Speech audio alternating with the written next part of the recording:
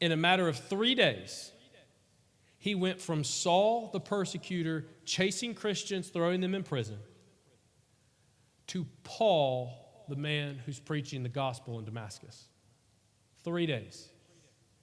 And even in a matter of 10 years, he goes from Saul, employed by the temple, persecuting Christians, to being the Apostle Paul, writing New Testament letters, planting churches, empowering churches, speaking at the Jerusalem Council.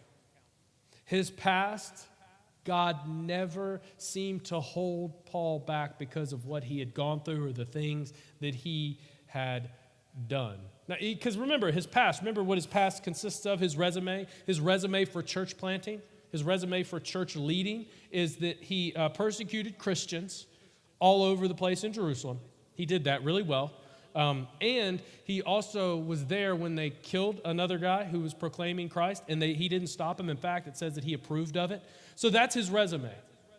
Could you imagine if I came in to the church board and that was my resume to lead a church? They would laugh me out of that's an interesting church board meeting, I'm telling you. Like, he shows up and that's his resume, and God says, I don't see any of that. God saw something completely different. Remember what Jesus said when he saw him? What Jesus said to Ananias? He's my, does anybody remember the phrase? Chosen instrument. Meaning God had a purpose for him before Paul even knew his purpose. I mean, come on.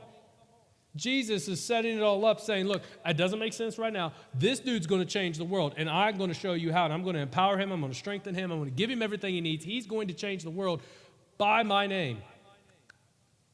And he's my chosen instrument.